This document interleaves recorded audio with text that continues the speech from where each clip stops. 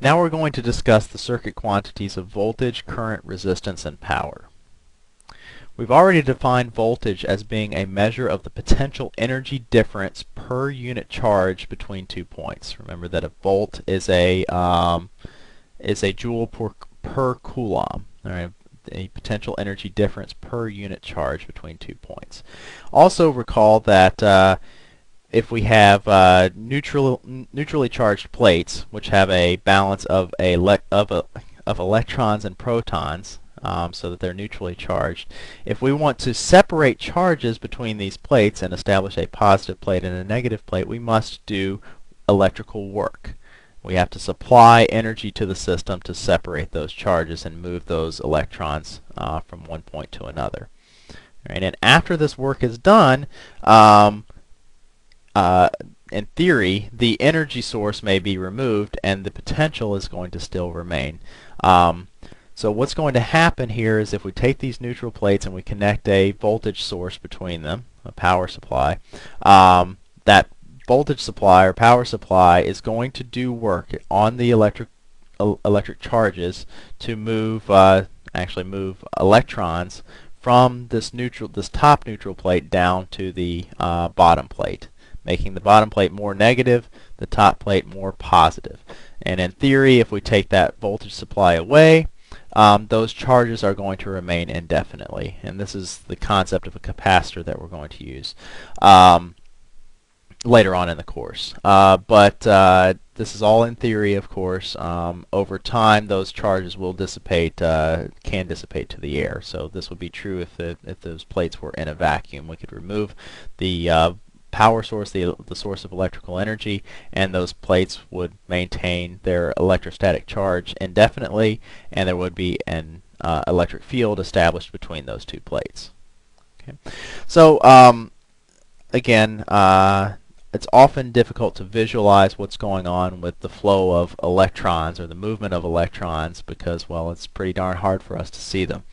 Again, I like to use analogies to try to help you understand what's going on. And a common analogy that's often used for circuits is that of a water system or a liquid system where we're going to be pumping water through pipes. All right, so in this analogy, a pipe is analogous to conductivity. All right, so a small pipe has low conductivity or a high resistance. We haven't talked about resistance yet, but it tells us how well water can move through the pipe.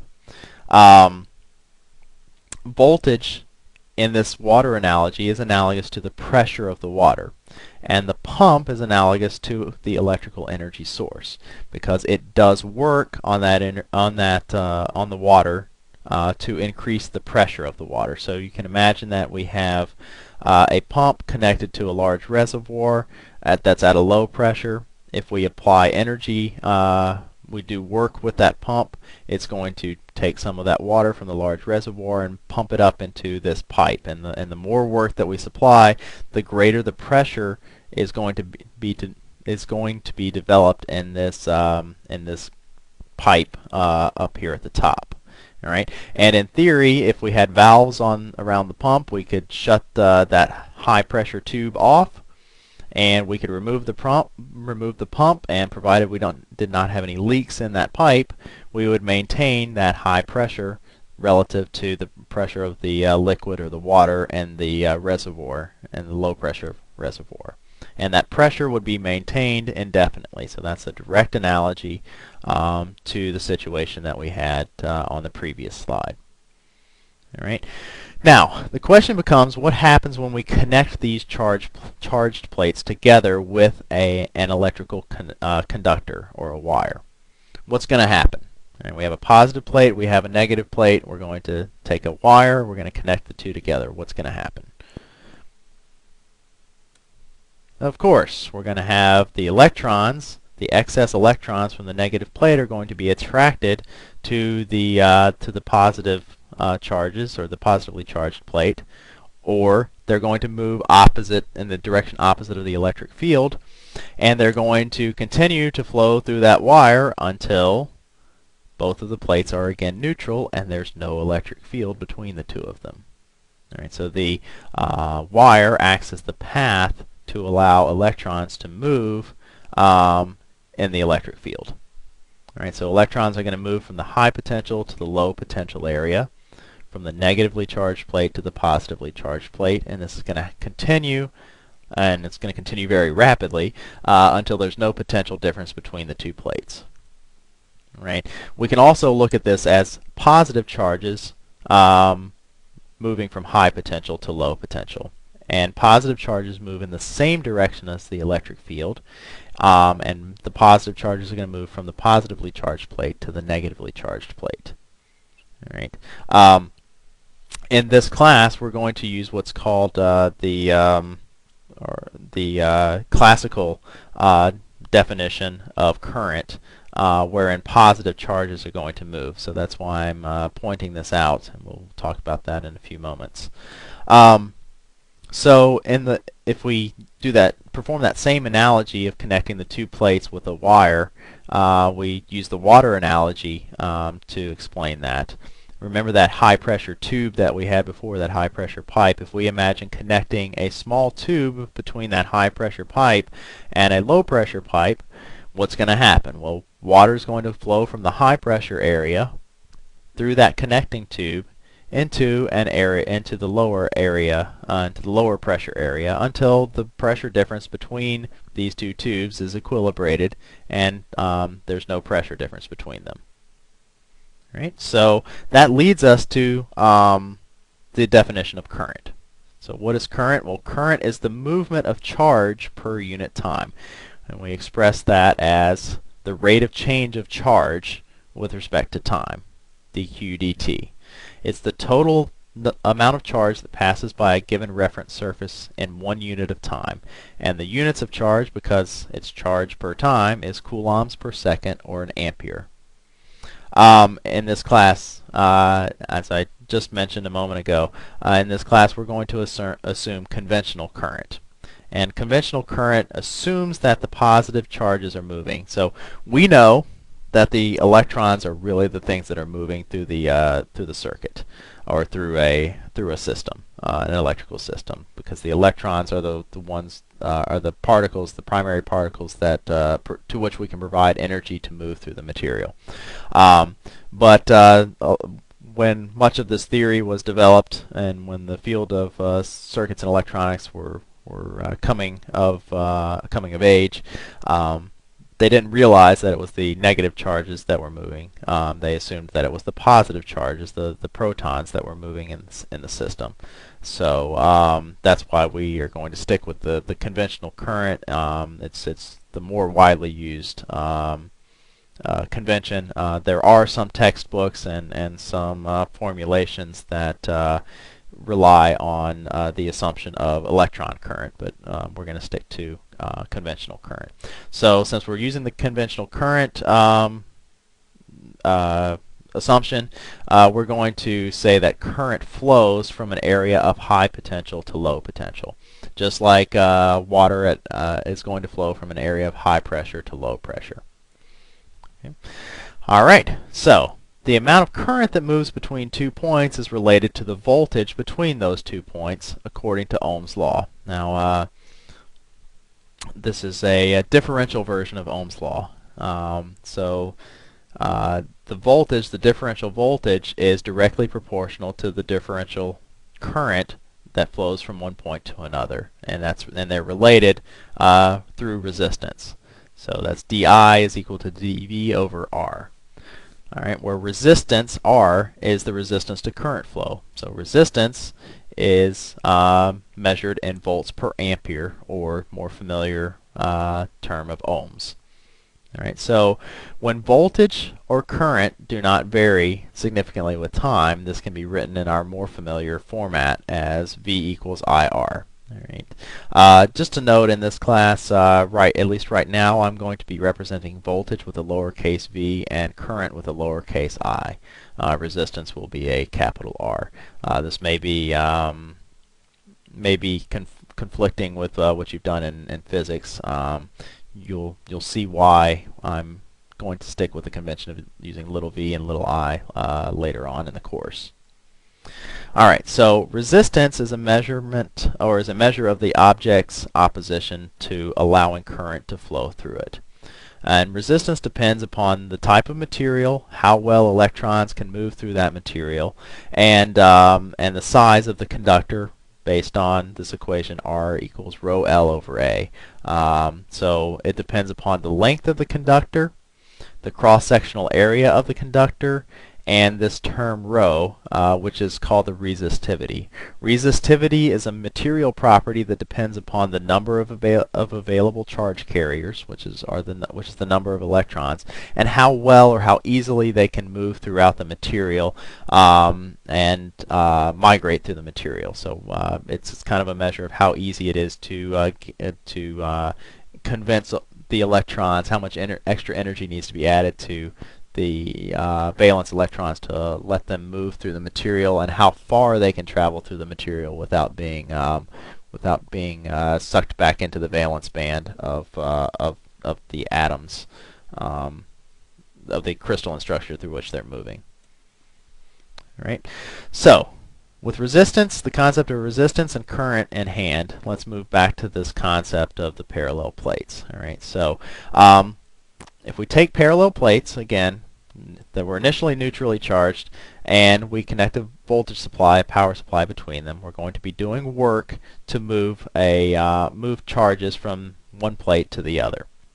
All right, now if we connect those two plates together again with a resistive element or a resistive material where current can flow through it, but maybe at a slower rate.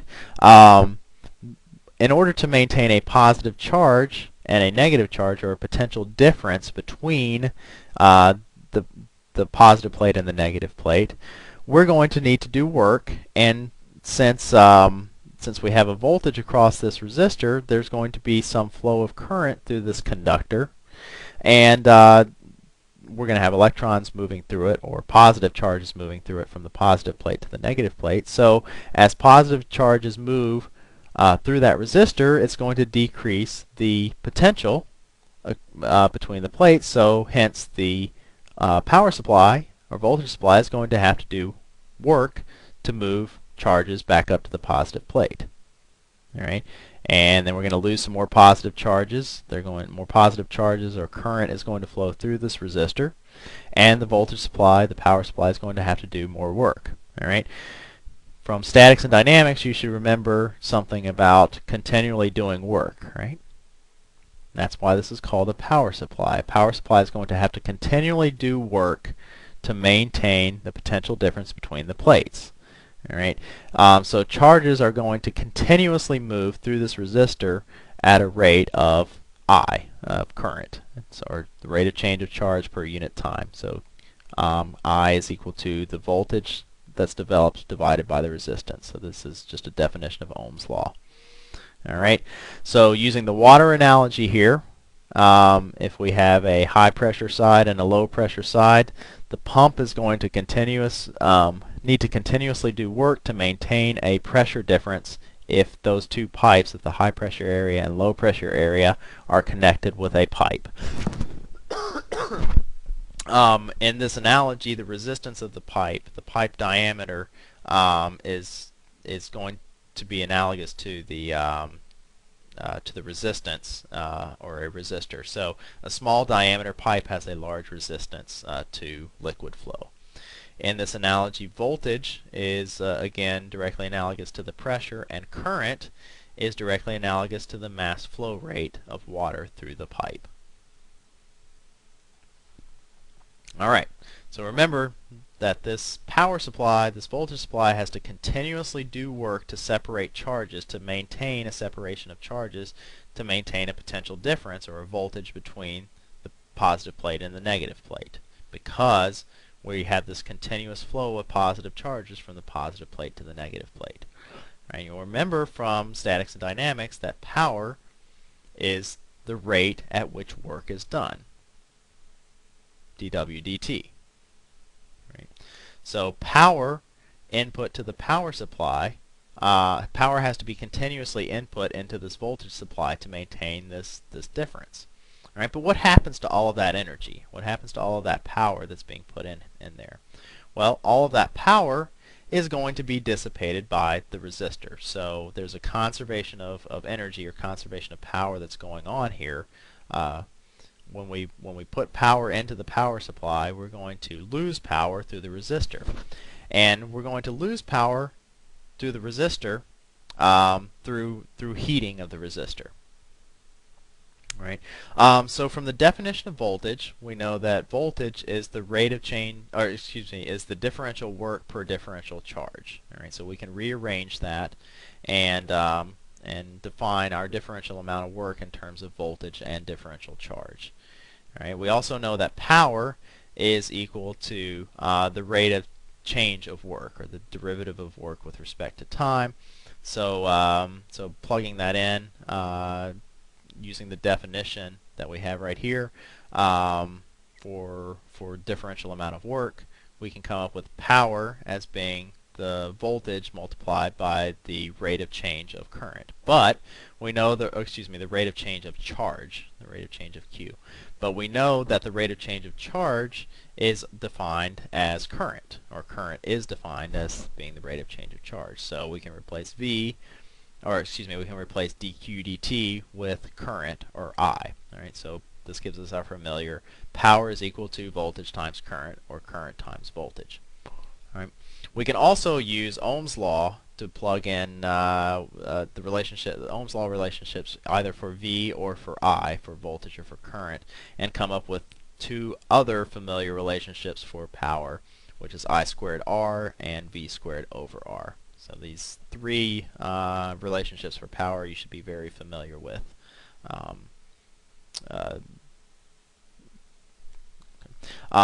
In terms of power dissipation, remember that the voltage supply continuously provides power to the circuit, provides power to maintain a potential difference between a positively charged area and a negatively charged area, or a lower charge area. So since there's power continuously being provided by the power supply, that means that power, that energy, has to go somewhere. And where that energy goes is that it is dissipated by the resistor, or the resistive elements in the circuit. What happens with a resistor is that all of these electrons are that are moving through the circuit. Remember that electrons are going to move the opposite way. They're going to move from the low side of the power supply over to the positive side of the power supply. As these electrons are migrating through the materials, they're going to collide with the conductor lattice, or with the atoms, and they're going to collide with each other. And this electron kinetic energy is going to be converted into thermal energy. So remember, they have a lot of energy. The electrons are going to have a lot of energy when they're on this side of the circuit, on the low side of the circuit. As they move through the resistive element, they're going to dissipate some of that energy, and the way that they're dissipating some of that energy is the kinetic energy of their motion as they travel from the area of high potential energy to low potential energy. That kinetic energy is converted into thermal energy through collisions with the atoms, or the lattice of the conductor through which they're traveling. Okay. All right. So we've defined voltage, we've defined current, we've defined resistance, we've defined power. Now we're ready to attack DC circuit analysis.